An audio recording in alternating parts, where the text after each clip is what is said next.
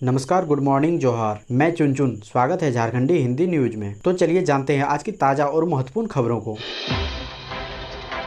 आज की पहली और बड़ी खबर की बात करें तो बादल पत्रलेख ने कहा, झारखंड के 19 लाख किसानों को केसीसी मुहैया कराएगी सरकार। झारखंड के कृषि मंत्री बादल पत्रलेख ने कहा है कि 19 लाख किसानों को राज्य सरकार केसीसी कार्ड मुहैया कराएगी। उन्होंने बैंकों से कहा है कि केसीसी कार्ड मुहैया कराने के प्रति गंभीरता दिखाएं। केसीसी कार्ड मुहैया कराने में सहयोग नहीं करने वाले बैंकों के खिलाफ कार्रवाई की जाएगी। किसानों को आर्थिक रूप से मजबूत बनाने के लिए सरकार राज्य कृत संकल्पित है। किसी तरह की कोताही बर्दाश्त नहीं की जाएगी। कृषि मंत्री सोमवार को दुमका जिले के जरमुंडी प्रखंड सभागार में कृषक मित्रों को संबोधित करते हुए कहा कि राज्य में किसानों को केसीसी की सुविधा से आच्छादित करने के लिए तेजी से काम हो रहा है। अगली बड़ी खबर की बात करें तो देश भर में बेड बढ़ाए जा रहे। रांची में 2200 से घटकर 800 हो गए। विशेषज्ञ बोले 15 से 30 दिनों में आएगी कोरोना की तीसरी लहर। कोरोना की तीसरी लहर की संभावना के बीच राजधानी के कुछ अस्पतालों में तैयारियां तेजी से चल रही है। वहीं रिम्स में कागजी प्रक्रिया से ही संकट से निपटने की तैयारी है। एक्सपर्ट का कहना है कि 15 से 20 दिनों में तीसरी लहर आने की संभावना है, पर इसमें संक्रमण दर काफी कम होगा। एक दिन में अधिकतम 500 से 750 तक संक्रमित मिल सकते हैं। रिम्स में दूसरी लहर में बेड की संख्या बढ़ाकर 1000 से ज्यादा की गई थी, लेकिन संक्रमण कम हुआ तो घटा दी गई। फिलहाल रिम्स में तीसरी लहर के नाम पर सिर्फ 300 बेड पार्किंग सेंटर में रखा गया है। अगली बड़ी खबर की बात करें तो झामुमो कांग्रेस गठबंधन ने यूपी की जनसंख्या नीति को बताया चुनावी नौटंकी। कहा, इस बारे में केंद्र को बनानी चाहिए नीति। यूपी के सीएम योगी आदित्यनाथ द्वारा जनसंख्या नीति लागू किए जाने के साथ ही झारखंड में भी इस पर बहस शुरू हो गई है। इस बीच सत्तारूढ़ गठबंधन की ओर से राज्य के वित्त मंत्री रामेश्वर उरांव ने कहा है कि जनसंख्या नियंत्रण जरूरी है, लेकिन अच्छा यह होगा कि इसके लिए नीति केंद्र सरकार लाए। झारखंड कांग्रेस के प्रमुख और राज्य के वित्त मंत्री रामेश्वर उरांव ने कहा कि सब जानते हैं कि उत्तर प्रदेश में जो जनसंख्या नीति लाई गई है उसके पीछे भाजपा का एजेंडा क्या है। उन्होंने कहा कि हालांकि अर्थशास्त्र के विद्यार्थी के तौर पर मैं मानता हूं कि हम जनसंख्या का विस्फोट सहन नहीं कर सकते। इससे हमारे संसाधन पर दबाव बढ़ेगा। उपलब्ध संसाधनों और जनसंख्या के बीच में एक संतुलन होना जरूरी है, लेकिन यह एक राष्ट्रीय मुद्दा है। केंद्र सरकार हर 10 साल पर जनगणना कराती है। केंद्र को ही इस पर एक नीति लानी चाहिए।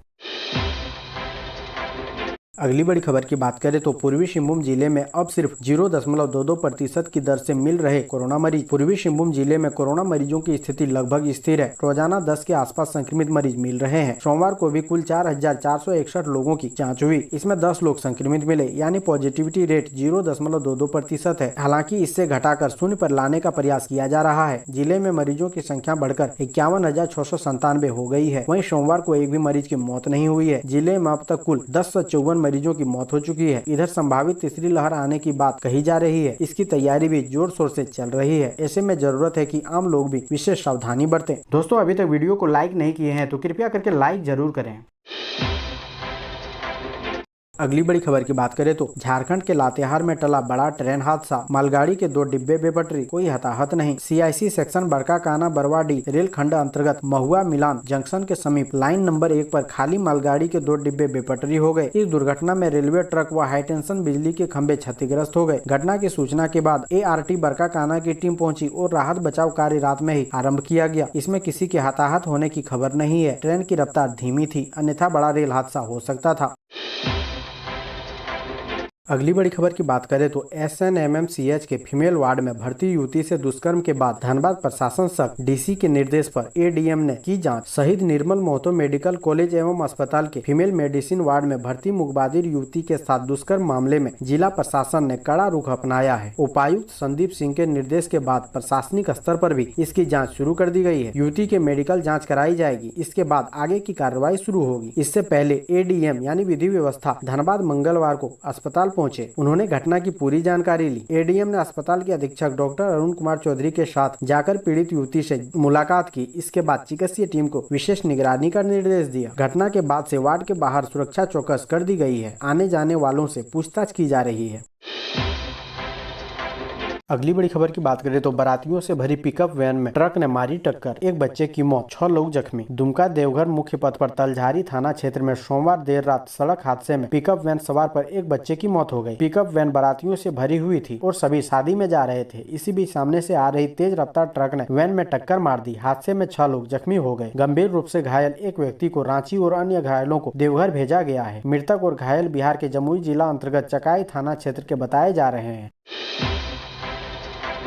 अगली बड़ी खबर की बात करें तो झारखंड में बढ़ रहे ब्लैक फंगस के मरीज। जानिए देश भर में क्या है स्थिति। कोरोना महामारी से उबरने के बाद देश में ब्लैक फंगस का कहर देखने को मिल रहा है। कई राज्यों ने इसे महामारी घोषित कर दिया गया है। वहीं झारखंड में महामारी घोषित हो चुकी बीमारी म्यूकोरमाइकोसिस यानी ब्लैक फंगस एक बार फिर डराने लगी है। संक्रमितों की संख्या तो बढ़ ही रही है, मरने वालों की संख्या में भी बढ़ोतरी हो रही है। पिछले 24 घंटे में रांची में 2 और संक्रमितों की मौत ब्लैक फंगस से हो गई है। अगली बड़ी खबर की बात करें तो जमशेदपुर में मोबाइल दुकान में चोरी। मोबाइल शॉप का टीना काट 7 लाख रुपए के मोबाइल की चोरी, 3000 रुपए भी किए गायब। बिट्टूपुर थाना अंतर्गत मेन रोड में स्थित Mob Tech mobile service centre से चोरों ने लाखों रुपए की मोबाइल की चोरी कर ली। दुकान मालिक संदीप बोरवालिया मंगलवार की सुबह जब दुकान खोलने पहुंचे तो उन्हें चोरी की जानकारी हुई। दुकान का टीना काट चोर अंदर घुसे और चोरी की घटना को अंजाम दिया। सूचना पाकर बिट्टूपुर पुलिस भी मौके पर पहुंची और मामले की जाँच की। दुकानदार ने थाना में अज्ञात के खिलाफ केस दर्ज करवाया है। दुकान मालिक ने दुकान से करीब 60 मोबाइल गायब और 3000 नगद चोरी होने का लिखित आवेदन थाना में दिया है। मोबाइल का दाम करीब 7 लाख बताया गया है। अगली बड़ी खबर की बात करें तो इस वर्ष भी कोरोना की भेंट चढ़ गया सावन बाजार। छोटे दुकानदार सबसे ज्यादा निराश। श्रद्धालुओं से लेकर दुकानदार वर्ग तक वर्ष भर भगवान शिव का पवित्र महीना सावन मास का इंतजार करते हैं, मगर इस वर्ष भी कोरोना संक्रमण के कारण कांवड़ यात्रा नहीं होगी, मेला का भी आयोजन नहीं होगा। ऐसे में इस वर्ष भी सावन का बाजार संक्रमण की भेंट चढ़ जाएगा। सावन शुरू होने में 1 सप्ताह से कम का वक्त रह गया है, मगर बाजार में हलचल बिल्कुल नहीं दिख रही है। आमतौर पर केसरिया कपड़ों, सुंदर कांवर और पूजा सामग्री से सजा रहने वाला बाजार सूना है। इसका असर बाजार व्यापारियों पर पड़ा है।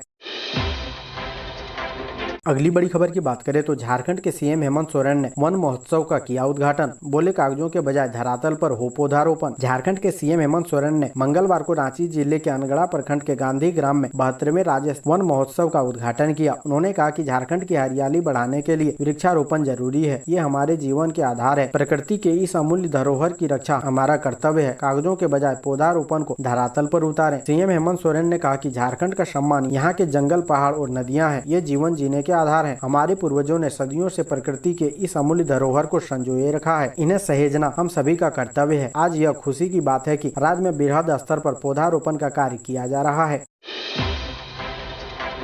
अगली बड़ी खबर की बात करें तो बेरोजगार युवाओं को मिलेगा मुख्यमंत्री प्रोत्साहन योजना का लाभ। बोकारो जिले के एससी समुदाय के बेरोजगार हुनरमंद युवाओं को प्रधानमंत्री प्रोत्साहन योजना का लाभ मिलेगा। राज्य स्कीम के अंतर्गत वित्तीय वर्ष 2021-22 में मुख्यमंत्री प्रोत्साहन योजना के तहत राशि का आवंटन किया गया है। आवंटन की अधिसीमा तक का व्यय सुनिश्चित किया जाएगा। सरकार की ओर से अवर प्रादेशिक नियोजनालय बोकारो स्टील सिटी को 3,31,20,000 रुपए, दिव्यांगों के लिए विशेष नियोजनालय बोकारो को 47,20,000, अवर प्रादेशिक नियोजनालय बोकारो थर्मल को 85,60,000 रुपए एवं अवर प्रादेशिक नियोजनालय तेनूघाट को 65,60,000 रुपए आवंटित किए गए हैं।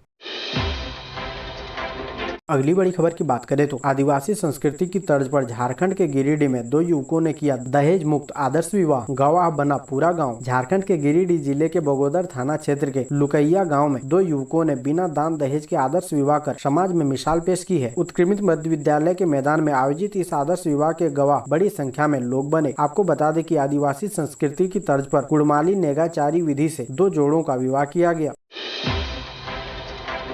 अगली बड़ी खबर की बात करें तो ह्यूमन ट्रैफिकिंग रोकने के लिए कड़े कानून बनाएगी मोदी सरकार। मानसून सत्र में पेश किए जाएंगे 23 बिल। मानव तस्करी या फिर ह्यूमन ट्रैफिकिंग को रोकने के लिए केंद्र की मोदी सरकार कड़े कानून बना सकती है। आगामी 19 जुलाई से शुरू होने वाले मानसून सत्र के दौरान मानव तस्करी पर लगाम लगाने के लिए मानव तस्करी विधेयक 2021 को पेश करती है। संसद में पेश होने वाले इस विधेयक के जरिए सरकार व्यक्तियों, खासकर महिलाओं और बच्चों की तस्करी रोकने के लिए कानून बनाएगी। सूत्रों से मिल रही जानकारी के अनुसार मानव तस्करी विधेयक 2021 के जरिए सरकार मानव तस्करी की रोकथाम और उसका मुकाबला करने के लिए कानून बनाएगी। सरकार के इस विधेयक में मानव तस्करी के पीड़ितों की देखभाल, सुरक्षा, सहायता और पुनर्वास के साथ ही कानूनी सहायता प्रदान करने और उनके लिए सामाजिक आर्थिक वातावरण बनाने का भी प्रावधान है।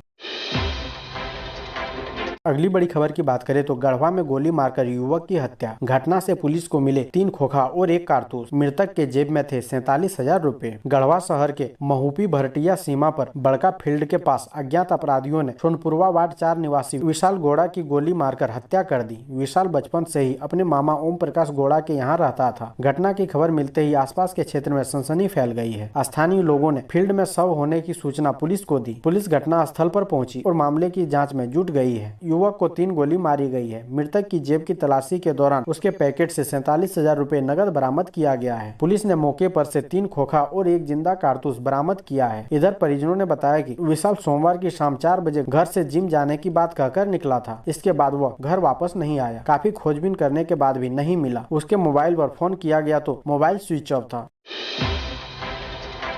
अगली बड़ी खबर की बात करें तो गीता श्री उरांव बोली, गैर आदिवासी से विवाह करने वालों को न मिले आरक्षण। अखिल भारतीय आदिवासी विकास परिषद की बैठक प्रदेश कार्यालय हेहल में आयोजित की गई। इस बैठक की अध्यक्षता परिषद के प्रदेश अध्यक्ष गीता श्री उरांव ने की। बैठक में विशेष तौर पर रांची जिला कमेटी के विस्तारीकरण एवं सदस्य बनाने की बात कही गई। इसमें रांची जिला के प्रखंड गठन एवं पंचायत गठन पर विशेष जोर दिया गया। इस गठन कार्य की जिम्मेदारी जिला एवं महानगर के पदाधिकारियों को सौंपी गई। बैठक में गीता श्री उरांव ने कहा कि रांची जिला में आदिवासियों की स्थिति परिस्थिति दिनों दिन खराब होती जा रही है। लोग बेवजह प्रताड़ित किए जा रहे हैं। जमीन संबंधी समस्याओं की शिकायत परिषद के पास धड़ल्ले से आ रहे हैं। जिले में आदिवासी महिलाओं पर अत्याचार और शोषण की घटनाएं दिन ब दिन बढ़ती जा रही है। कोरोना के कारण शिक्षा और विकास दोनों रुका हुआ है। हमारी धार्मिक व्यवस्था की जमीनें जैसे सरना, मशना, हड़गड़ी, देशवाली, डाली कतारी, पहनाई, भुईहरी, मुंडई, कोटवारी, भूतखेता जैसी अनेकों जमीन जो CNT एक्ट के तहत सिर्फ और सिर्फ आदिवासियों के हैं, ये या तो लूटे जा रहे हैं या फिर बेच दिए जा रहे हैं।